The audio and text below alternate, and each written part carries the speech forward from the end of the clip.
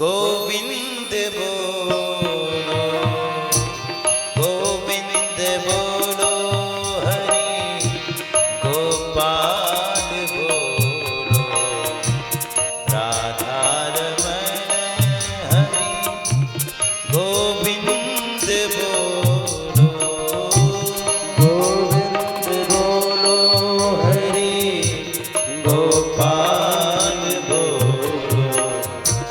राधा रमण हरि गोविंद बोलो।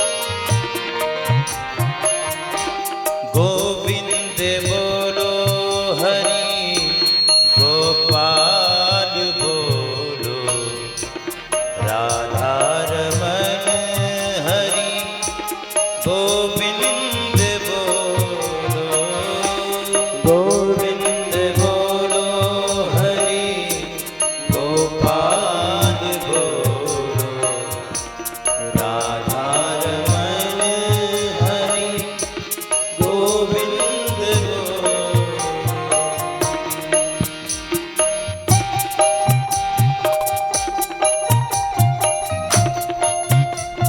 हरि बोल।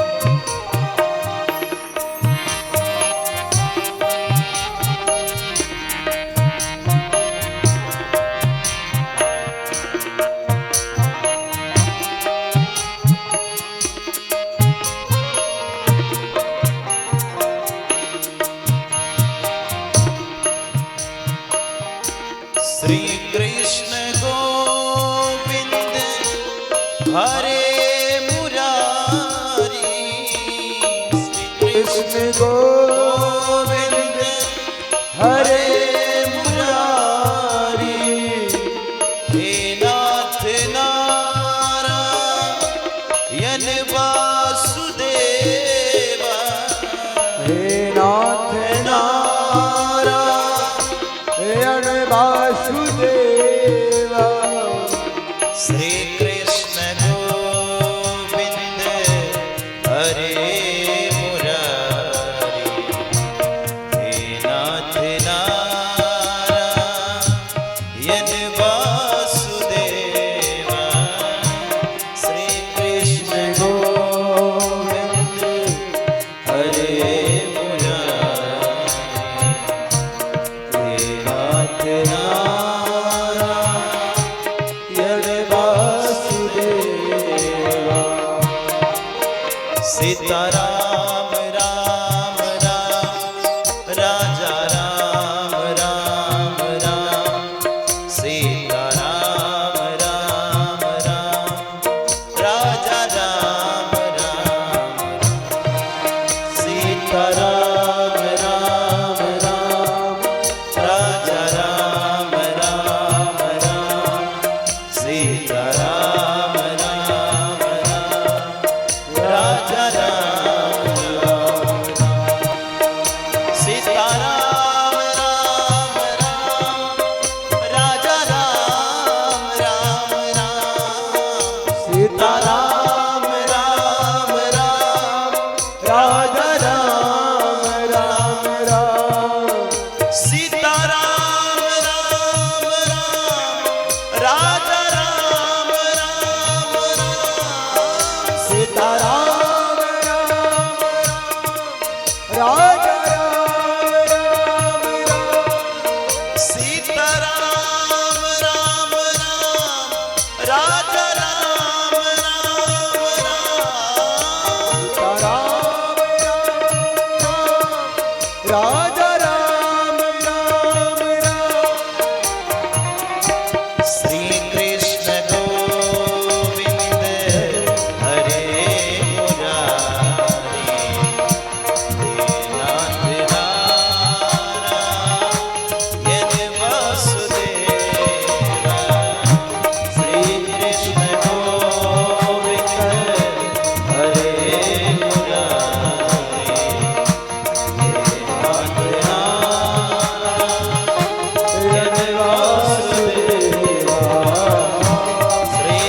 कृष्ण जीव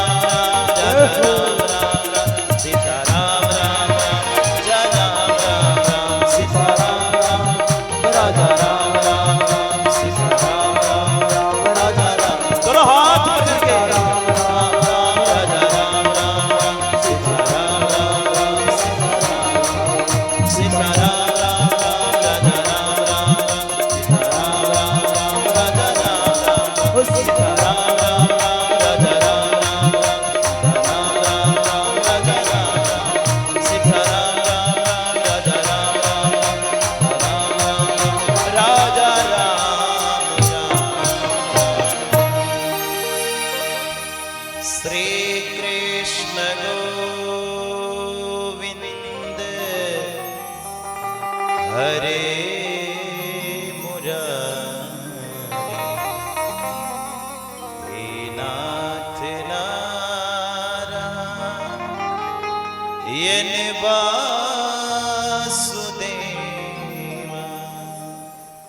बोल भक्तवत्सल भगवान की भागवत महापुराण की हर हर महादेव शंभो।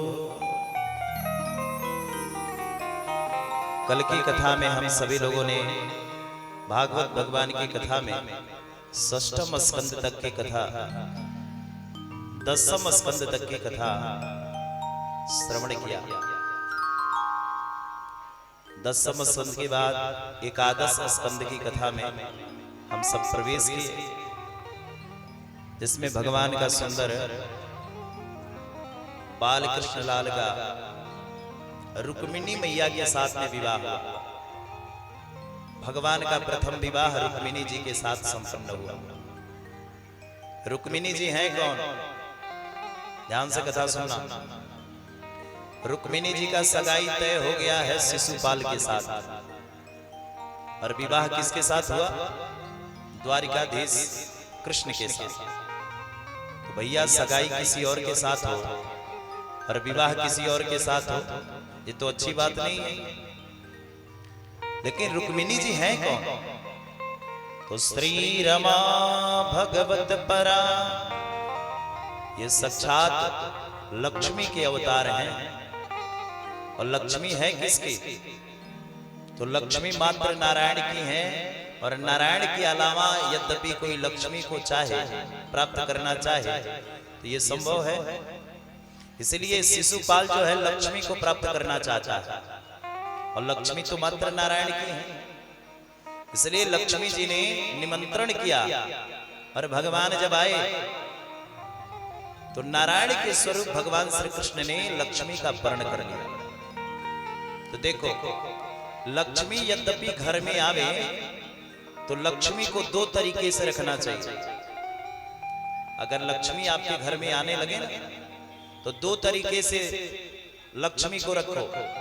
या तो लक्ष्मी को बेटी बना लो, जैसे घर में बिटिया होती है, और बिटिया जब सनई सनई बड़ी होने लगती है तो महाराज एक सुयोग्य वर ढूंढ करके उस बिटिया का विवाह कर दिया जाता है।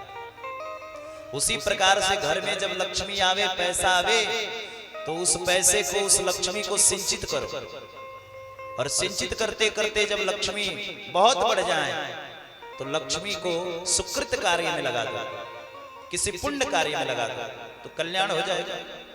तो लक्ष्मी को बेटी बना लोगे तो चलेगा, और नहीं तो लक्ष्मी का बेटा बन जाओ, लक्ष्मी का बेटा भी बन जाओगे तो चलेगा। लेकिन लक्ष्मी पति बनोगे तो ये संभव नहीं है। लक्ष्मी पति कौन है? मात्र नारायण है। कुछ लोग तो महाराज अपने आप को लक्ष्मीपति ही समझ लेते। थोड़ा सा वैभव आया, थोड़ा सा धन आया, थोड़ी सी संपदा बढ़ गई, तो महाराज कहने लगते हैं हम तो इतना बड़ा धनाढ्य हैं, हमारे पास इतनी संपत्ति है, हमने इतना धन रखा है, तो लक्ष्मी को बेटी बना लोगे तो कल्याण हो जाएगा, लक्ष्मी का बेटा बना लो, लक्ष्मी का बेटा बन जाओगे तो कल्याण हो जाएगा, लेकिन लक्ष्मीपति बनने का साहस करोगे तो लक्ष्मीपति तो मात्र नारायण हैं और नारायण ही रहेंगे। जो लक्ष्मीपति बनना चाहते हैं तो ध्यान रहे, जो हाल शिशुपाल का भगवान ने किया, दिखा करके लक्ष्मी का हरण कर लिया, उसी प्रकार से हमारा आपका भी हाल हो जाएगा। इसलिए लक्ष्मीपति मात्र नारायण है। लक्ष्मी जी के साथ भगवान ने विवाह किया, रुक्मिणी जी के साथ भगवान द्वारिका लौटे और द्वारिका में भगवान ने रुक्मिणी जी के संग आनंद पूर्वक द्वारिका में रहना प्रारंभ किया। भगवान के प्रथम पुत्र हुए जिसका नाम हुआ प्रद्युम्न, ये भगवान के प्रथम पुत्र हैं, रुक्मिणी जी के अंश से हैं। प्रद्युम्न जी का आगमन हुआ, लेकिन ध्यान रहे आपके पास जितना धन बढ़ेगा, जितना वैभव बढ़ेगा, जितना संपदा बढ़ेगा, उतने ही आपके दुश्मन भी बढ़ेंगे। देखो दुश्मन बनाए नहीं जाते, लोग कहते हैं हमने तो दुश्मन बना लिए, ना ना, दुश्मन बनाए नहीं जाते, दुश्मन बन जाते हैं। आप बढ़ना प्रारंभ करो, जितना आपके पास धन आएगा, जितना आपकी ख्याति बढ़ेगी, जितना आपका वैभव बढ़ेगा, जितनी आपकी नाम सम्मान संसार में बढ़ता जाएगा, उतने ही आपके दुश्मन भी बढ़ते चले जाएंगे। इनको बनाना नहीं पड़ता है ना, ये बनते चले जाते हैं। भगवान श्री द्वारिकाधीश का इतना बड़ा साम्राज्य है, इतना बड़ा द्वारिका का राज्य, बड़े बड़े राजा जो द्वारिका में आते हैं, द्वारिका का वैभव और सौंदर्य देख करके सबको ईर्ष्या होती है। एक संबरासुर नामक दैत्य है जिसने भगवान के वैभव को धूमिल करने का प्रयास किया। आया द्वारिका में, भगवान सो रहे हैं और भगवान के नन्हे से पुत्र प्रद्युम्न सो रहे हैं। प्रद्युम्न को उठाया और हरण करके लेके निकल गया। जैसे ही महाराज प्रद्युम्न का हरण करके निकला, प्रद्युम्न महाराज आकाश मंडल में रोने लगे जोर जोर से। उस संबरासुर ने प्रद्युम्न जी को उठाया और उठा करके समुद्र में ही फेंक दिया। प्रद्युम्न जी जब समुद्र में आए तो एक मछली ने प्रद्युम्न को निगल लिया। एक मल्लाह ने उस मछली को पकड़ा और उसी संबरासुर के घर में उस मछली को दे दिया। जब संबरासुर के घर में मछली का पेट काटा गया तो उसमें से एक बच्चा निकला। बच्चा निकला तो महाराज संबरासुर के घर में ही एक दासी रहती है जिसका नाम है रति। रति ने उसी संबरासुर के घर में रह करके सेवा किया। मछली के पेट से जो बच्चा निकला उसका सेवा करने लगी रति। बच्चा जब बड़ा हुआ तो उस बच्चे ने रति से सवाल किया, देवी तुम कौन हो? अरे हम तो बालक हैं और अभी युवा अवस्था में आ गए, लेकिन तुम व्यवहार ऐसा करती हो जैसे एक पत्नी अपने पति के साथ व्यवहार करती है, तुम्हारा परिचय क्या है?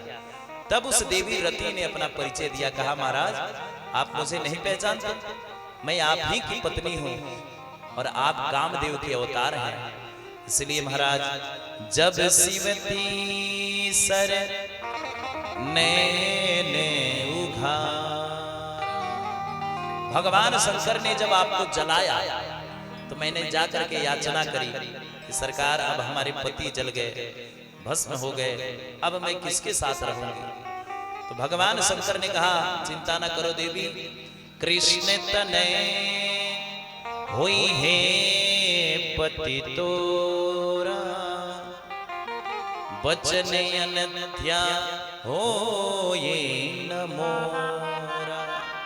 भगवान श्री कृष्ण जब द्वापर में आएंगे तो द्वापर में भगवान श्री कृष्ण के तुम्हारे पति जो है ना वो पुत्र बन करके अवतरित होंगे, और पुत्र बन के जब अवतरित होंगे तो संबरासुर के घर में तुम निवास स्थान बना के रहना, और मछली के पेट से जो बच्चा निकलेगा उस बच्चे का ठीक से लालन पालन करना, वही तुम्हारे पति होंगे।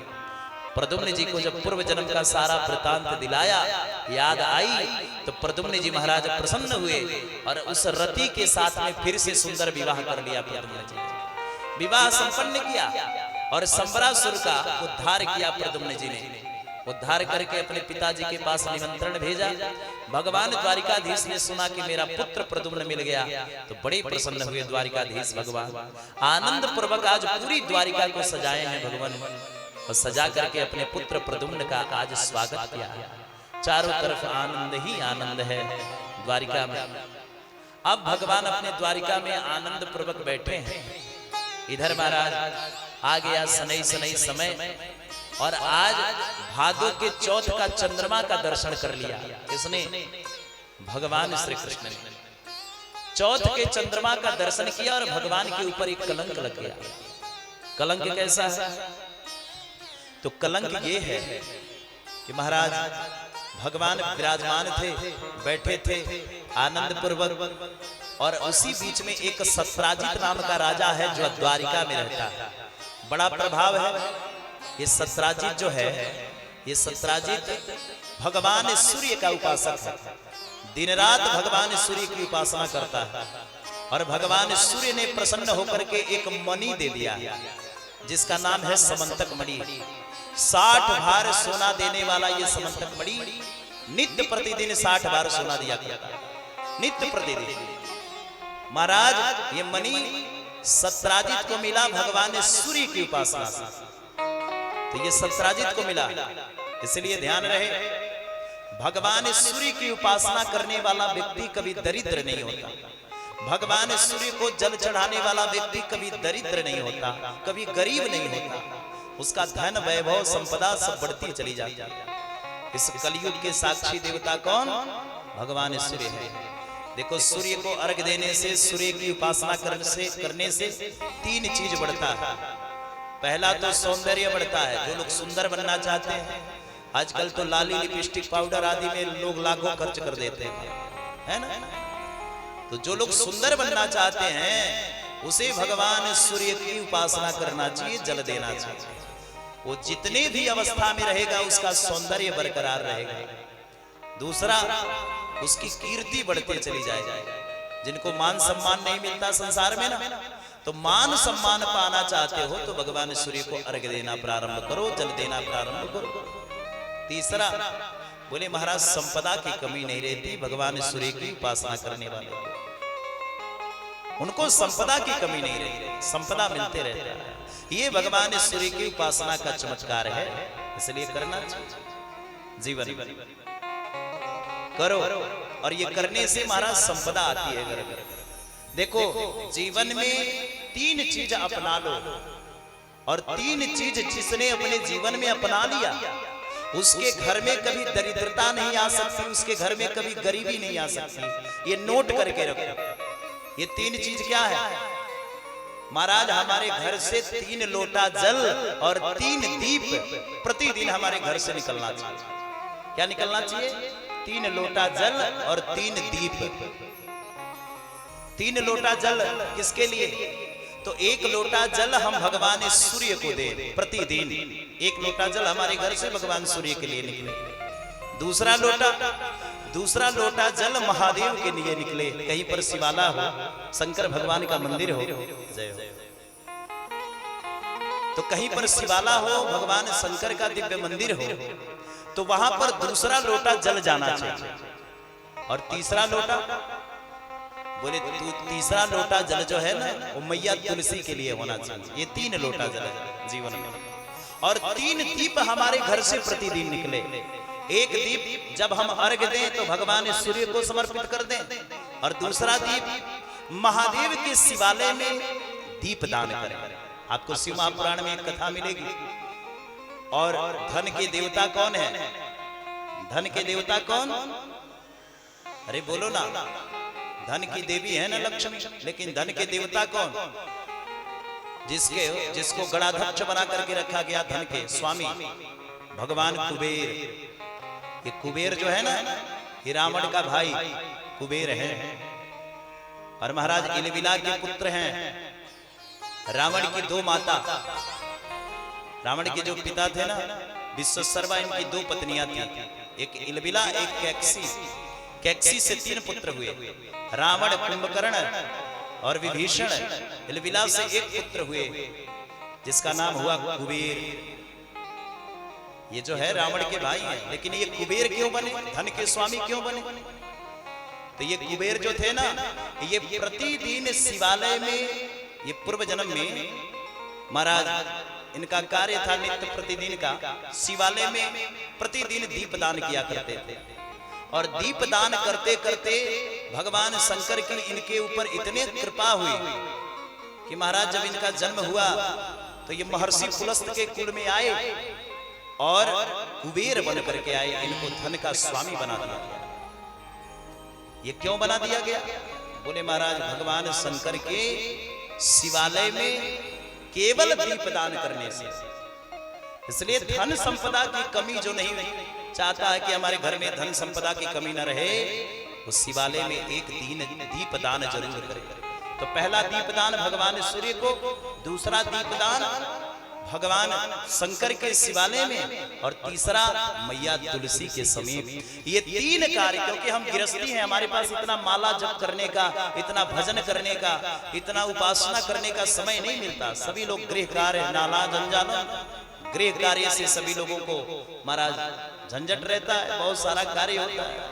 अब कहा जाए कि भैया लेकर के तुम 1 घंटा माला जपो, तो इतना फुर्सत कहाँ है? लोग कहते हैं महाराज जी 10 मिनट का भी समय नहीं, और 1 घंटा आपको उपासना में लगा दिया जाए तो संभव है? बिल्कुल संभव नहीं।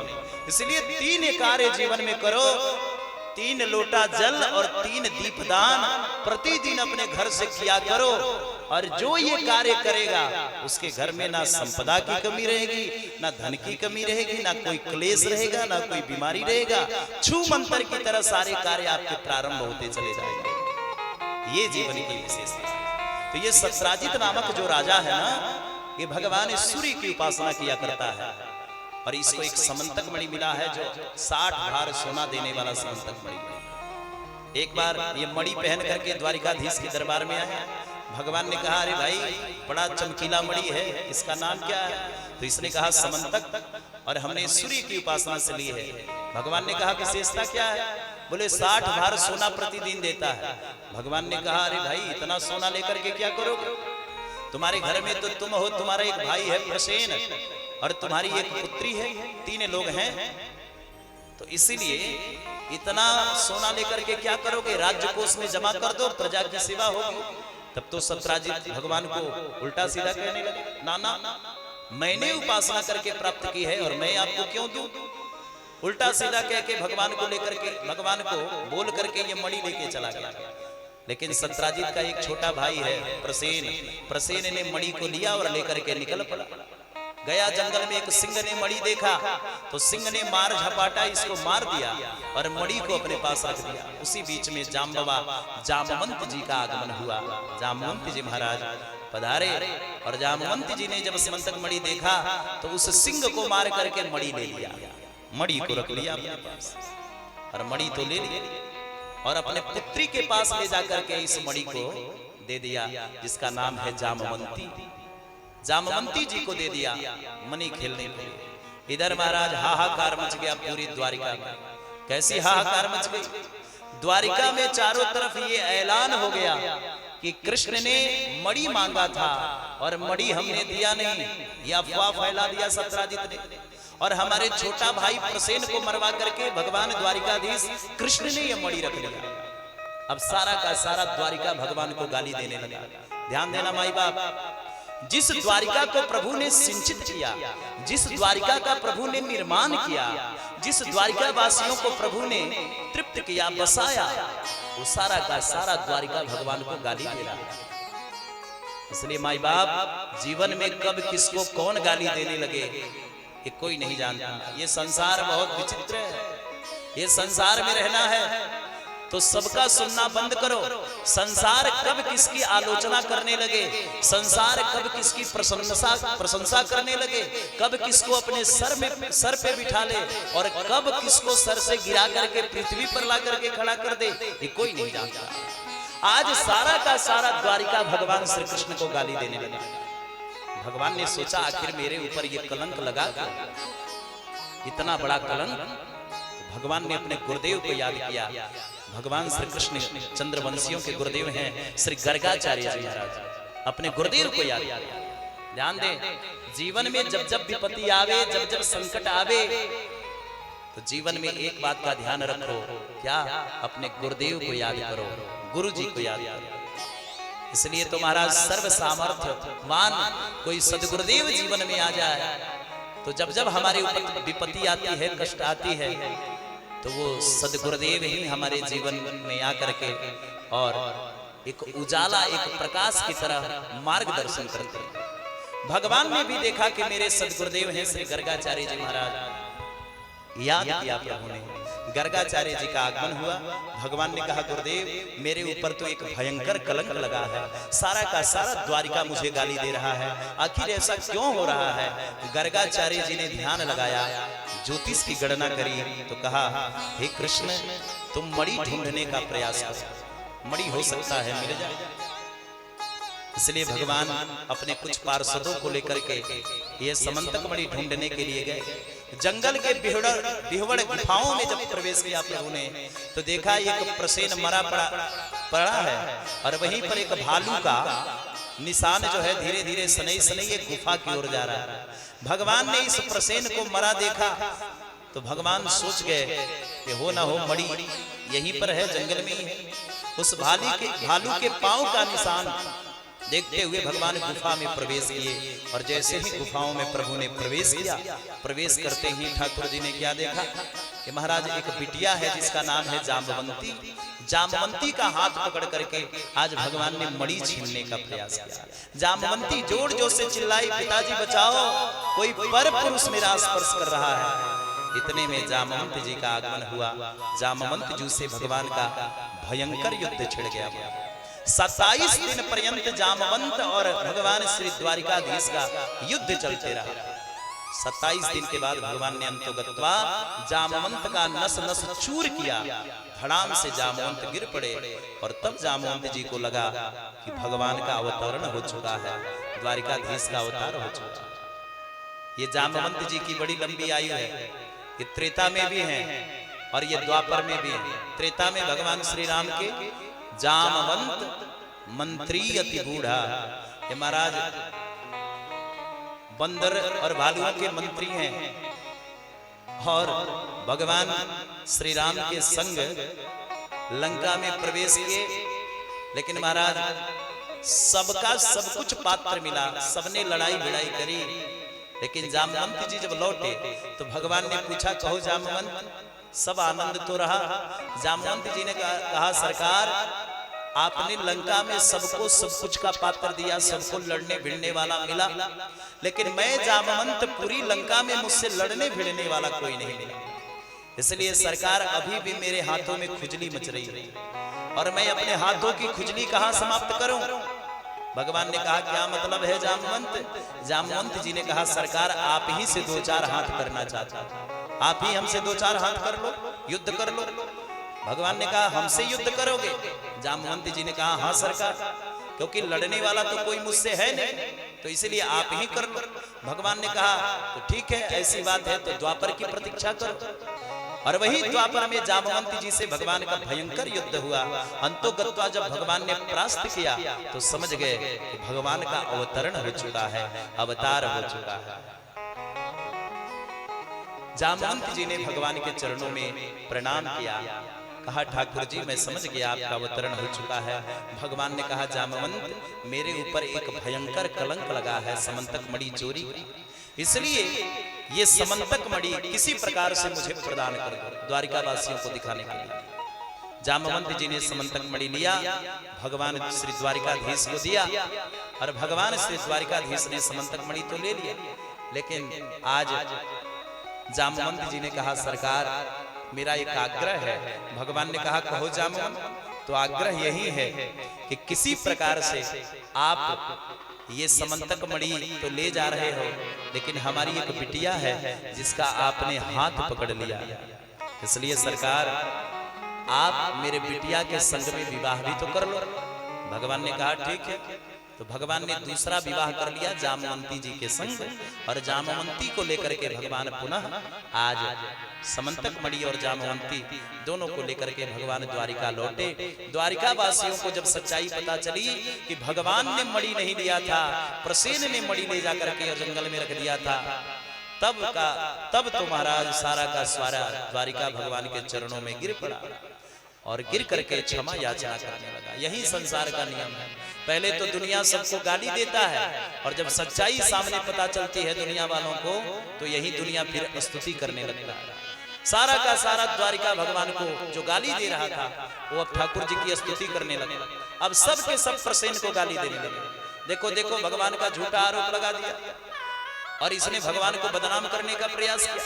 अब सब के सब द्वारिकाधीश को छोड़ के सत्राजित को गाली देने लगे। सत्राजित ने सोचा अब मैं क्या करूं, तो सत्राजित ने सोचा हमारी एक पुत्री है सत्यभामा, यद्यपि सत्यभामा का विवाह द्वारिकाधीश के साथ कर दूं तो हमारी जो दुश्मनी है वो रिश्तेदारी में बदल जाएगी। ला करके प्रस्ताव रखा द्वारिकाधीश के समीप। द्वारिकाधीश भगवान ने ये प्रस्ताव स्वीकार कर लिया और भगवान का तीसरा विवाह हो गया सत्यभामा जी के संग। सत्यभामा को लेकर के आज भगवान सुंदर सा विदाई का बेला है और लेकर के भगवान द्वारिकाधीश आज लौटे। महाराज सत्यभामा अपने सखियों के संग डोली में बैठ करके द्वारिका पहुंची। भगवान ने तीसरा विवाह सत्यभामा के संग किया। भगवान का चौथा विवाह हुआ। अयं हि देव संशवितुः दुहितां पतिमुच्यते विष्णु वरेयं वरदं तपः परमां संस्थितम्। भगवान ने चौथा विवाह किया, और चौथा विवाह किसके साथ किया, तो महाराज सविता की दुहिता भगवान के एक मित्र हैं जिसका नाम है अर्जुन। भगवान के मित्र हैं, परम सखा हैं अर्जुन। एक बार अर्जुन को लेकर के द्वारिकाधीश और कहा, बोले अर्जुन रथ चला रहे हैं, भगवान द्वारिकाधीश बैठे हैं, जमुना जी का भ्रमण कर रहे हैं द्वारिकाधीश। तब तक देखा एक देवी जी तपस्या कर रही हैं। भगवान ने कहा ये देवी हैं कौन, जाकर के अर्जुन को आदेश दिया, अर्जुन जाकर के देखो कि कौन देवी हैं जो जोर जोर से मंत्र जाप कर रही हैं और तपस्या कर रही हैं। अर्जुन गए और जाकर के देवी जी को प्रणाम किया। देवी जी आपका परिचय, आप हैं कौन? इस देवी ने कहा महाराज आप मुझे नहीं पहचानते, पति मुच्छन्ति, अरे सरकार मुझे नहीं पहचानते, मैं सविता की दुहिता और मेरा नाम कालिंदी है, मैं कालिंदी नाम से विख्यात हूं। और हे अर्जुन, ये जो रथ में बैठे हैं ना, जो तुम्हारे रथ में बैठे हैं, ये भगवान विष्णु के अंशावतार हैं। मैं इन्हीं के से वर्ण करने के लिए, इन्हीं से विवाह करने के लिए तपस्या कर रही हूं। अर्जुन मुस्कुराए, आकर के भगवान के रथ में भगवान बैठे हैं। अर्जुन ने कहा सरकार इस समय आपका बृहस्पति बड़ा तगड़ा चल रहा है। भगवान ने कहा क्या मतलब है अर्जुन? अर्जुन ने कहा बृहस्पति इसलिए तगड़ा चल रहा है सरकार, ये देवी जी जो बैठी है ना, ये आप ही के लिए तप कर रही है, तपस्या कर रही है। भगवान ने कहा ओ ऐसी बात है। तो भगवान ने कालिंदी के साथ चौथा विवाह कर लिया। भगवान का चौथा विवाह हो गया। भगवान ने पांचवा विवाह किया सत्या के साथ।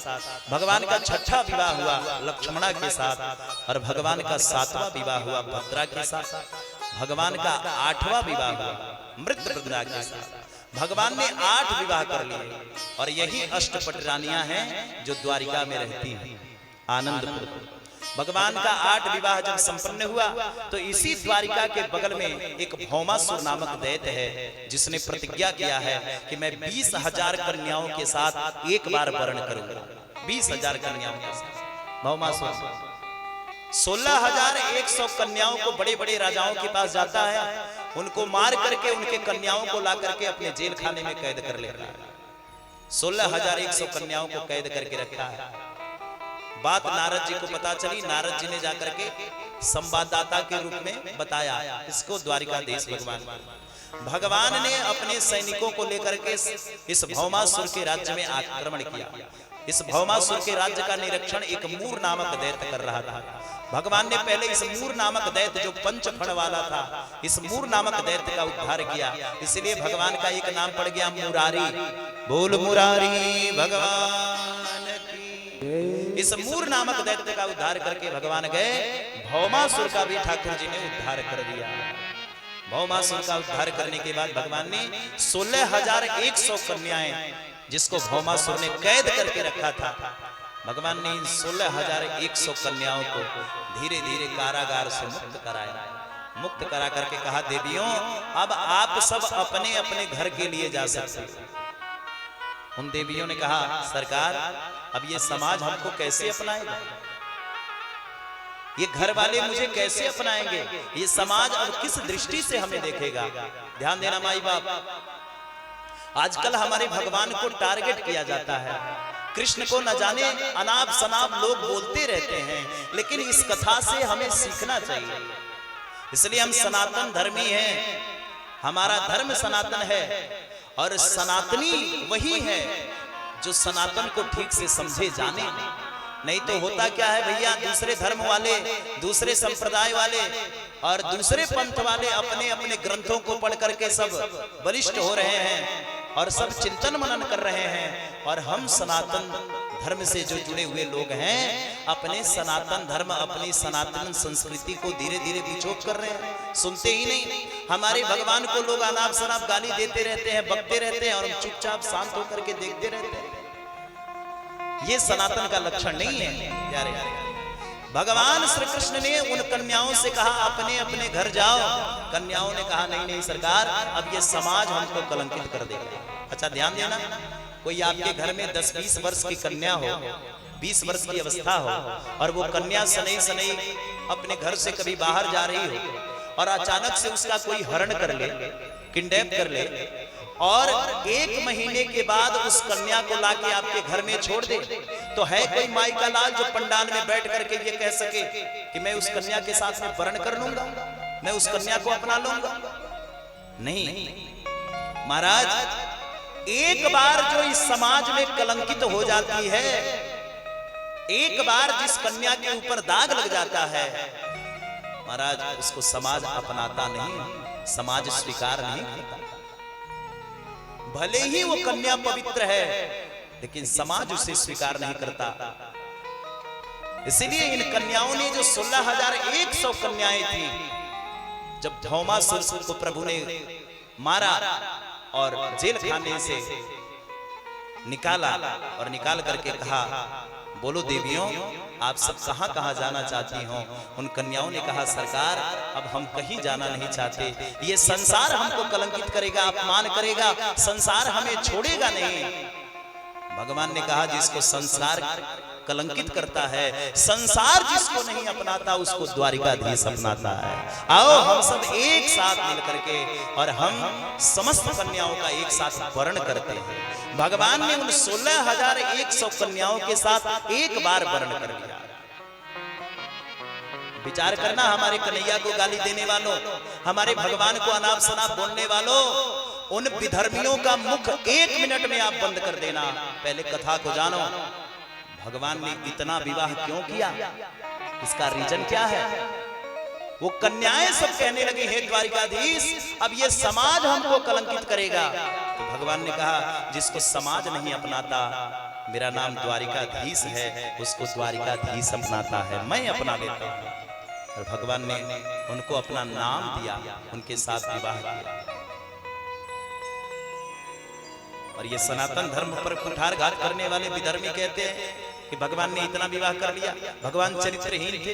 अभी एक राधा स्वामी है, उसने भगवान को गाली दिया कि कृष्ण चरित्रहीन।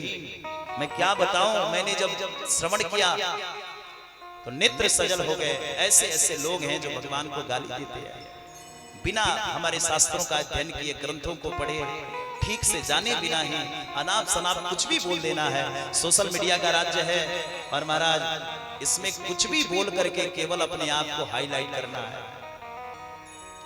इसलिए समझिए और कथा समझ करके उनको जवाब देने की आवश्यकता।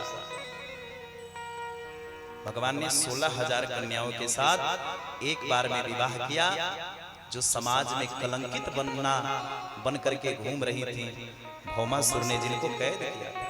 अब भगवान के कितने विवाह हो गए? भगवान के विवाह हो गए 16,108। कितने विवाह हो गए? 16,108। और भगवान के बेटा और बेटी कितने हैं? प्रत्येक रानियों से 10-10 पुत्र और एक-एक पुत्रियां हैं। भगवान के कितने बेटा और बेटी हो गए? 1,77,000 बेटा और बेटी। तो 16,108 रानियां, 1,77,000 बेटा और बेटी। भगवान का इतना बड़ा द्वारिका का साम्राज्य है, इतना बड़ा द्वारिका ठाकुर जी का। भगवान अपने द्वारिका में आनंद पूर्वक रहते हैं। एक बार नारद जी के मन में इच्छा हुई। नारद जी ने सोचा जिसको एक पत्नी है वो अपने पत्नी से परेशान, जब देखो तब महाराज हाय हाय, जब देखो तब चाय चाय घर में लगा रहता है। एक पत्नी से लोग परेशान हैं। और महाराज भगवान श्री द्वारिकाधीश की 16,108 पत्नी है। तो कभी तो कोई पत्नी नाराज होती होगी, कभी तो कोई रूठती होगी, कभी तो कोई कुछ ना कुछ भगवान को कहती होगी। चलो चल करके देखे भगवान इतने बड़े द्वारिकाधीश में कैसे द्वारिका में 16,108 पत्नियों के साथ में रहते हैं। और निकल पड़े कौन? श्री नारद जी महाराज। अयं ही परमो लाभो गृहेषु गृहमेधिना यत्र मयि नियतं वामः प्रियाभिरो न भामनी। श्री नारद जी महाराज निकले और आए द्वारिका। सबसे पहले आज द्वारिका में प्रवेश किया नारद जी ने। तो क्या देखा? सबसे पहला भवन है श्री रुक्मिणी जी का। वहां पर जब आगमन हुआ नारद जी का तो देखा भगवान रुक्मिणी के संग में बैठ करके बातें कर रहे हैं। दूसरा भवन है कालिंदी का। वहां देखे तो कालिंदी के बच्चों से बैठ करके द्वारिकाधीश बात कर रहे हैं। मृतबिंदा के कक्ष में गए तो देखा मृतबिंदा के बालों में भगवान जूड़ा लगा रहे हैं। सत्या के कक्ष में गए तो भगवान लेटे हैं, सत्या पांव की सेवा कर रही हैं। लक्ष्मणा के कक्ष में गए तो वहां भी द्वारिकाधीश बैठ करके राजनीतिक चर्चाओं को कर रहे हैं। लक्ष्मणा के कक्ष में, सत्या के कक्ष में, कालिंदी के कक्ष में, जहां जहां नारद जी ने पैर रखा वहां वहां द्वारिकाधीश नजर आ रहे हैं। मतलब 16,108 विवाह और 16,108 स्वरूप बना करके भगवान एक-एक रानियों के संग में रहे।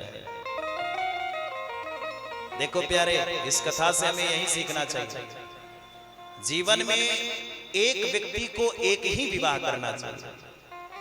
इसलिए एक विवाह करोगे तो सदा सफल रहोगे।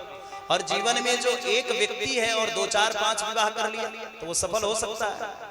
भैया 2, 4, 5 स्वरूप बनाना आए, जैसे द्वारिकाधीश है तो 2, 4 रूप बनाना आए तब तो 2, 4 विवाह ठीक है, लेकिन एक स्वरूप में एक ही विवाह ठीक है। लेकिन भगवान कौन है? भगवान परम स्वतंत्र, सर्पे न कोई समर्थ कछु नहीं दोष गुसाई। भगवान सर्व सामर्थ्यवान है। इसलिए भगवान 16,108 विवाह किए हैं तो भगवान ने 16,108 स्वरूप भी बनाया है। और स्वरूप बना करके प्रत्येक रानियों के महलों में एक-एक रानियों के संग में भगवान विराजते हैं। फिर भी भगवान का नाम क्या है? योगेश्वर कृष्ण। यत्र योगेश्वरः कृष्णः, भगवान का नाम योगेश्वर। अच्छा देखो, जिसकी इतनी पत्नियां हो जाए उसको तो भोगी कहते हैं महाराज, वो जोगी नहीं हो सकता। लेकिन फिर भी भगवान इतना विवाह किए और भगवान का नाम योगेश्वर। मतलब एक स्वरूप में जो स्थिर रहे वो योगी है। और जिसका मन संसार में रमे, जिसका मन संसारी वातावरण में रहे वो तो भोगी है। इसलिए भगवान एक स्वरूप में सदा विराजते हैं, नित्य निवास करते हैं। इसीलिए भगवान योगेश्वर है, योगेश्वर कृष्ण है। भगवान 16,108 पत्नियां, 1,77,000 बेटा और बेटी भगवान के, और इतना बड़ा द्वारिका का साम्राज्य। भगवान अपने द्वारिका में आनंद पूर्वक रहते हैं। एक बार भगवान ने अपने बच्चों को बुलाया और बच्चों को बुला करके भगवान ने कुछ दिव्य शिक्षा दी। बच्चों से कहा, बच्चों जीवन में एक बात का ध्यान रखना। भगवान बोल रहे हैं। कौन बोल रहा है? द्वारिकाधीश भगवान अपने बच्चों को सिखा रहे हैं, बोल रहे हैं, बच्चों एक बात का ध्यान रखना। वो कौन सा ध्यान? बोले जीवन में कभी ब्राह्मण का धन हरण मत करना। द्वारिकाधीश भगवान कहते हैं। क्यों? भगवान ने कहा, रहा न गोकुल रोवन हारा। बच्चों, जो ब्राह्मण का धन हरण करता है उसके कूलम समूलम नासती, कुल समूल नाश हो जाता है। इसलिए 1 लाख पूत 1.25 लाख नाती रावण के, और कोई रावण के लंका में बचा रोने वाला। अरे भाई, सोने की लंका, लैट्रिन बाथरूम तक भी सोने के थे महाराज लंका में। कोई ऐसा जगह नहीं जहां सोना ना हो। लेकिन महाराज विचार करिए, सोने की लंका और उस लंका में कोई बचा नहीं। 1 लाख पूत 1.25 लाख नाती। क्यों? बोले महाराज संतों पर आघात करने लगा, ब्राह्मणों के ऊपर अत्याचार करने लगा। और संत ब्राह्मण ये दो अगर समाज में दुखी रहने लगे तो समाज का सदा कभी कल्याण नहीं हो सकता, कभी नहीं हो सकता। इसलिए साधु और ब्राह्मणों की सेवा, ये कौन कह रहा है? द्वारिकाधीश भगवान भी कह रहे हैं। इनका करो, सत्कार करो। रहा ना गोकुल रोवन हारा। ऐसा अत्याचार किया रावण ने कि था भरा सोना लंक की दीवार में, और रत्ती भर ना गया रावण को मरती बार। सोने की लंका, सोने की व्यवस्था, लेकिन रावण जब मरा तो किलो 2 किलो लेकर के साथ में गया। अरे बोलो ना। लेकिन महाराज आप सब जरूर लेके जाओगे, है ना? कि था भरा सोना लंक की दीवार में, और रत्ती भर ना गया रावण को मरती बार में। कि छोड़ना ना धर्म लोभ करना न धन धान का, और यदि धर्म ही जाता रहा तो धन रहा किस काम का। कि एक दिन इस दुनिया से अच्छे बुरे सब जाएंगे, और जस के अपजस के झंडे गड़े रह जाएंगे। इस देव कृष्ण का कहने का बस इतना ही सार है, और सिया राम के भजन बिना ये जिंदगी बेकार। इसलिए प्यारे, सोने की लंका भी मिट गई, सब चला गया।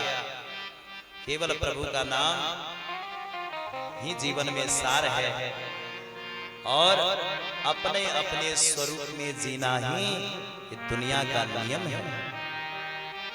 भगवान ने बच्चों को समझाया, बच्चों जीवन में ब्राह्मण का कभी अपमान मत करो। रहा न गोकुल रोवन हारा। इतने में महाराज बच्चे सब खेल रहे थे, भगवान बच्चों को समझा रहे थे। तब तक बगल में एक कुआं था, उस कुएं में एक गिरगिट था महाराज, गिरगिट। उस गिरगिट ने क्या किया?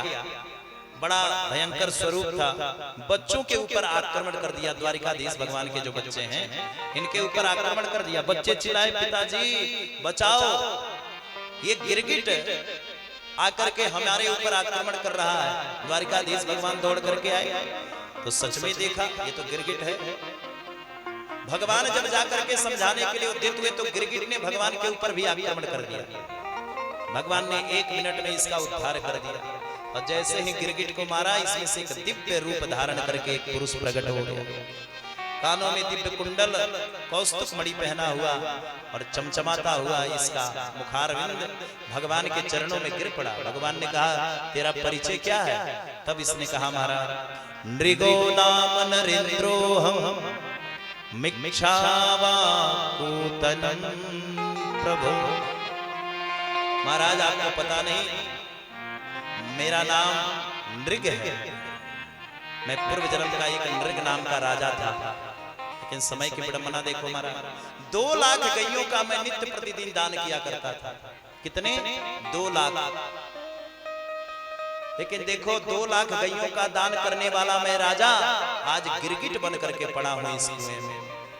भगवान ने कहा, अरे भाई इतना दान कर्म करने वाला आदमी तो गिरगिट बन गया? बोले सरकार हाँ। अरे भाई तो गलती तो कोई कुछ ना हुई होगी? बोला हाँ महाराज। गलती क्या हुई? इसने कहा महाराज एक बार हम एक गैया का दान किए, एक ब्राह्मण देवता गौ माता को लेकर के गए। इतने में उस ब्राह्मण देवता अपने घर गौ माता को लेकर के गए। गौ माता रात्रि में ही हमारे फिर से गौशाले में भाग करके चली आई। सरकार मुझे सूझा नहीं, फिर से वही गौ माता का मैंने दोबारा दान कर दिया दूसरे ब्राह्मण। अब दूसरे ब्राह्मण को दे दिया गौ माता। वो ब्राह्मण गौ माता को लेके जा रहे थे, पहले वाले ब्राह्मण देवता आ गए, बोले हमारी गैया है। दूसरे वाले बोले ना ना हमको दान मिला है, हमारी गैया है। दोनों आपस में लड़ने लगे, नहीं नहीं मेरी है मेरी है। अब मैं सरकार बैठा था राज्य सिंहासन पर, ब्राह्मण देवताओं ने कहा अरे राजन तुम ही कुछ फैसला करो, कुछ बोलो। मैं कुछ बोल नहीं पाया सरकार, इसलिए दोनों ने श्राप दे दिया, केवल राजा होकर के गर्दन हिला रहे हो और दान कर्म करना भी ठीक से तुम्हें नहीं आता, इसलिए जाओ तुम गिरगिट हो जाओ। सरकार इतना धर्म कर्म करने वाला व्यक्ति आज मैं इस कुएं में गिरगिट बन करके पड़ा, लेकिन आपके चरण पड़ते ही आज मेरा मुक्ति हो गया और मैं आज कृत कृत हो गया। इसलिए हे प्रभु आज आपके चरणों में प्रणाम है। न हम हालाहलम मन्ने विषम यस्य प्रतिक्रिया। आपके चरणों में प्रणाम। भगवान प्रसन्न हुए, प्रसन्न होकर के और भगवान आनंद पूर्वक अपने बच्चों के संग द्वारिका में रहने लगे। आइए एक भाव से प्यारा सा भजन। अरे सुनी है गोकुल नगरिया, अरे सुनी है गोकुल नगरिया, आ जाया जा सबरिया। सुनी है गोकुल नगरिया, आ जाया जा सबरिया। सुनी है गोकुल नगरिया, आ जाया जा सबरिया। सुनी है गोकुल नगरिया, आ जाया जा सबरिया। आजा सवरिया, आ जाया जा सवरिया। आजा सवरिया, आजा आजा सवरिया। आजा सवरिया, आजा आजा सवरिया। आजा सवरिया, आजा आजा सवरिया। सुनी है गोकुल नगरिया, आ जाया जा सवरिया। सुनी है गोकुल नगरिया, आ जाया जा सवरिया।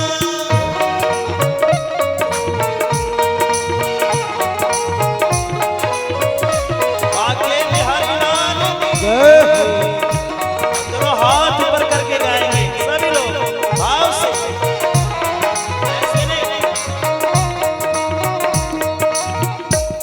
आज 7 दिन से ताली बजवाना सिखा रहा हूं, 7 दिन हो गए।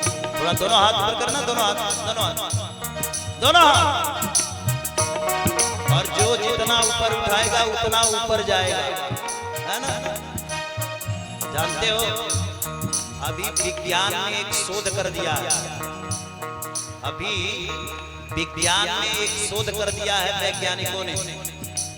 दुनिया के सबसे ज्यादा साइंटिस्ट कहाँ रहते हैं? अमेरिका। और अमेरिका ने एक विज्ञान निकाला है, क्या बोले? दिन में जो 5 बार ताली बजाते हैं, 5 बार, तो दिन में जो 5 बार ताली बजाते हैं हार्ट अटैक का बीमारी कम हो जाता है। दूसरा बोले बीपी और शुगर ये सब कंट्रोल होते हैं। इसलिए हमारे ये जितने हैं ना ये रेखाएं, इसमें महाराज बहुत सारे तत्व छुपे हुए हैं। ये जब हम दोनों हाथ से ताली बजाते हैं तो ये दोनों हमारे जो पर्व हैं ये हाथों के, ये घर्षण होता है, घर्षण होता है तो महाराज कई सारे हृदय में हमारे जो रोग हैं वो ठीक होते हैं। इसलिए भाव से दोनों हाथ खोल करके ताली बजाते। हरि बोल। जय हो।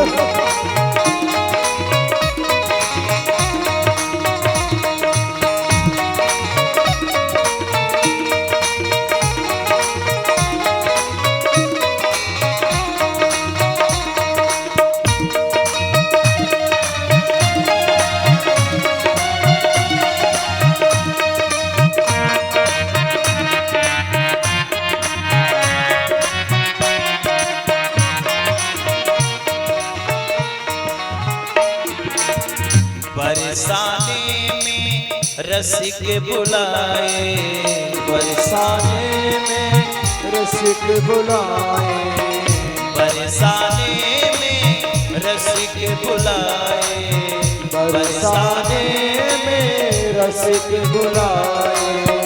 ग्वाले बाले सब मिलजुल गाए, ग्वाले बाल सब मिलजुल गाए। सखियां देखे डगरिया, सखियां देखे डगरिया, आजा आजा सवरिया, सखियां देखे डगरिया, आजा आजा सवरिया।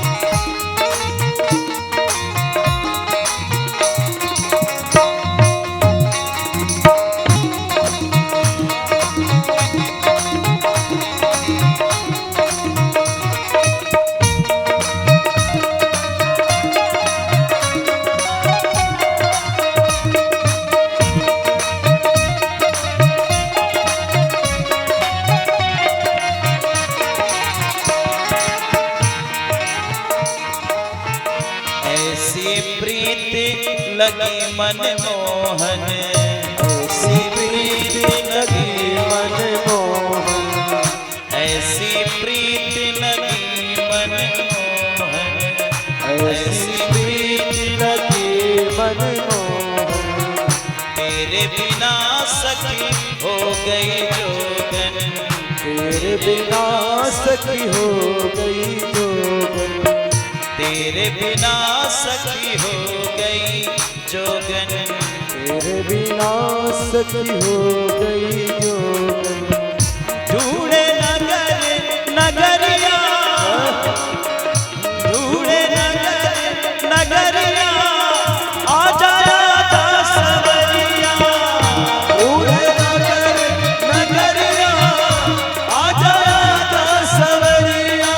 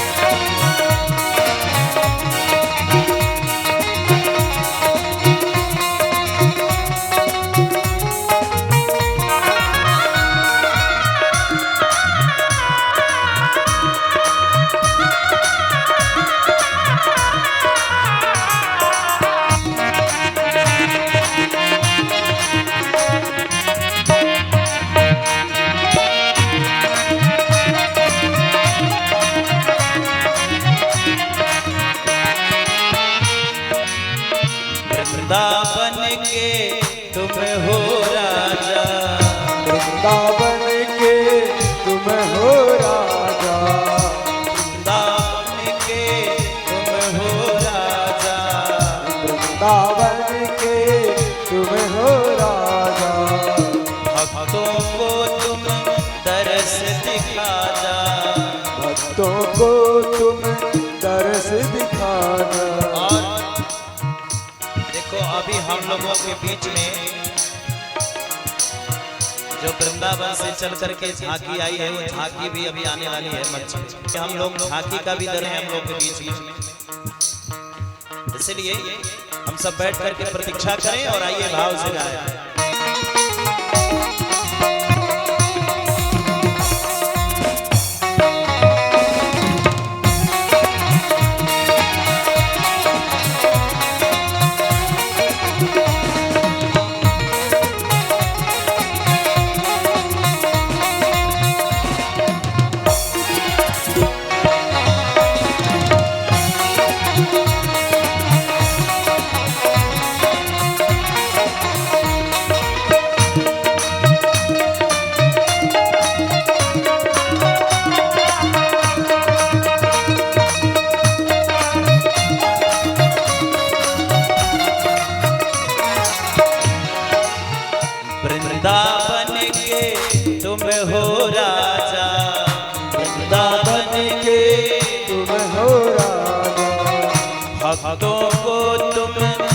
दरस दिखा जा, तुमको तुम दरस दिखाना, भक्तों को तुम दरस दिखा जा, भक्तों को तुम दरस दिखाना। आगे बजा जा मुरलिया, आगे बजा जा मुरलिया, आजा आजा सवरिया, आजा आजा सवरिया, आगे बजा जा मुरलिया, आजा आजा सवरिया, सुनी है गोकुल नगरिया, आजा आजा सवरिया, आजा आजा सवरिया, सुनी है गोकुल नगरिया, आजा आजा सवरिया, आजा आजा सवरिया, आजा आजा सवरिया, आजा आजा सवरिया। बोल भगवत्सल भगवान की जय हो। बांके बिहारी लाल की। श्रीमद् भागवत महापुराण। हर हर महादेव। और आइए हम लोग के बीच में ठाकुर जी की दिव्य झांकी आ रही है। झांकी से कथा सुनिए। बहुत याद आ रही है। भगवान बैठे बैठे रो रहे हैं ब्रजवासियों से। उद्धव जी ने जाकर के कन्हैया से कहा, कन्हैया चलो ना वृंदावन, एक बार वृंदावन का दर्शन कर लिया। एक बार भगवान ने कहा, बलदाऊ जी आप जाओ, मुझे नहीं। अच्छा, विचार करने योग्य बात है। जिस गोविंद ने ब्रजवासियों को वचन दिया कि आज जाऊंगा, कल रहूंगा और परसों आ जाऊंगा, भगवान बरसों बरसों बरसों बीत गए परंतु भगवान आए नहीं। तो इसका मतलब तो यही है ना कि भगवान भी झूठ बोलते हैं। परसों के कहे गए, बरसों बीत गए। भगवान परसों का वचन देकर के गए, बरसों बरसों बीत गए, लेकिन भगवान नहीं लौटे। इसका मतलब भगवान भी झूठ बोलते हैं। इसलिए तो ब्रजवासियों से झूठ बोल करके भगवान चले गए। लेकिन देखना, भगवान झूठे नहीं है, भगवान झूठ नहीं बोलते। भगवान के सामने एक परिस्थिति है। वो क्या? जिस दिन से भगवान ने कंस को मारा है, कंस का ससुर है जरासंध, इसने प्रतिज्ञा किया है कि मथुरा वासियों को नष्ट कर दूंगा। इसलिए भगवान मथुरा में रहे तो मथुरा नहीं छोड़ा, कभी नहीं छोड़ा मथुरा। भगवान ने सोचा यद्यपि मथुरा छोड़ूंगा तो मथुरा वासी नष्ट हो जाएंगे। तो भगवान ने जब मथुरा नहीं छोड़ा तो एक दिन के लिए तो कम से कम जाकर के मिल लेते ब्रजवासियों से। एक दिन के लिए भी ठाकुर जी मिल सकते थे। एक दिन में कुछ हो नहीं जाता। लेकिन भगवान ने सोचा कहीं जाकर के हमने मिला और हमने मिला और मिलते समय ये बात जरासंध को पता चल गया। तो दुश्मन का काम होता है दुश्मन को कम सतावे और दुश्मन के सहयोगी को ज्यादा सतावे। ये दुश्मन का काम होता है। तो इसीलिए भगवान ने सोचा कहीं जाकर के हमने ब्रजवासियों से मिला तो ब्रजवासी हमारे मित्र हैं। जरासंध हमें छोड़ करके हमारे मित्र ब्रजवासियों को मारने लगे, सताने लगे। इसलिए भगवान ब्रजवासियों से मिलने भी नहीं। तो ब्रजवासियों को बुला लेते। मथुरा के भी राजा थे, द्वारिका के भी राजा हैं। तो ब्रजवासियों को बुला करके द्वारिका में रख लेते या मथुरा में रख लेते।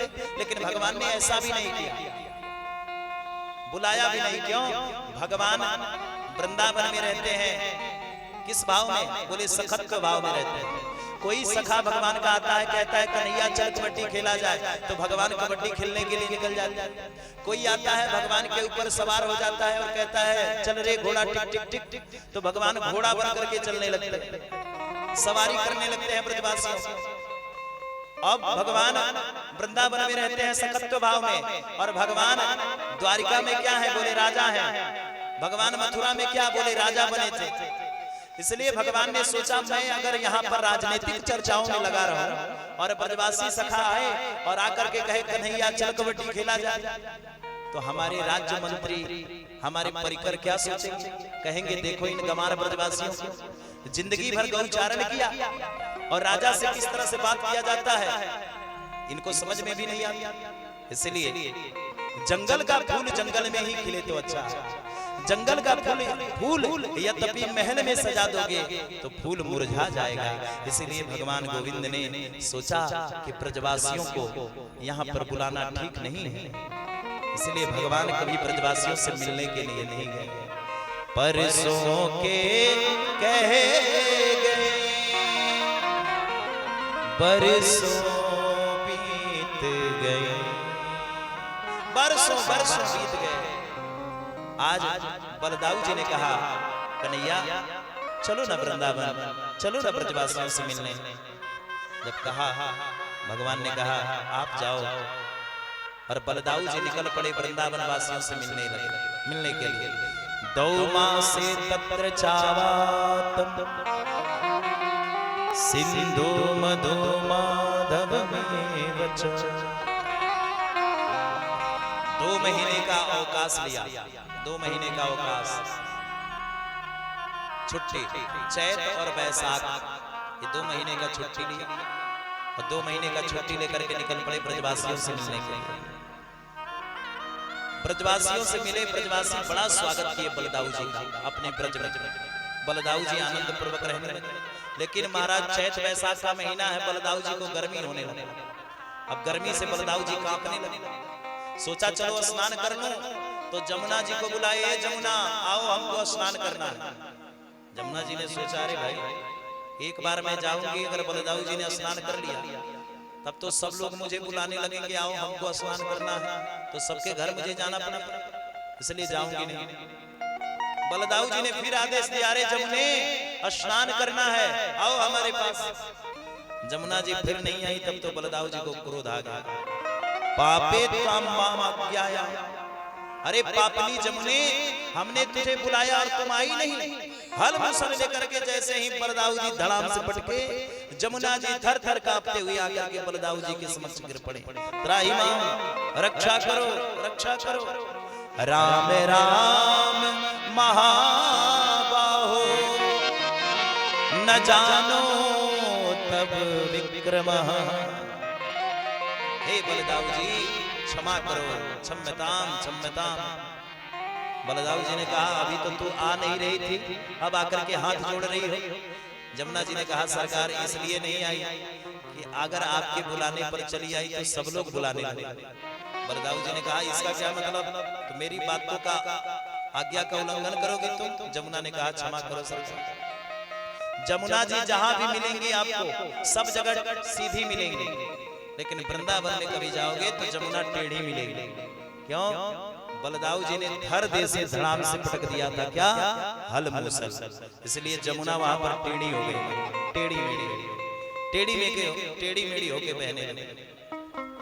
बलदाऊ जी 2 महीना तक रहे वृंदावन और पुनः द्वारिका में प्रस्थान किया। भगवान के समक्ष जब आए तो भगवान ने बड़े आनंद पूर्वक आज दिव्य बलदाऊ जी का स्वागत करके द्वारिका में बुलाया। बोल भक्तवत्सल भगवान की जय, बांके बिहारी लाल की जय। आइए हम लोग के बीच में द्वारिकाधीश की कथा चल रही है।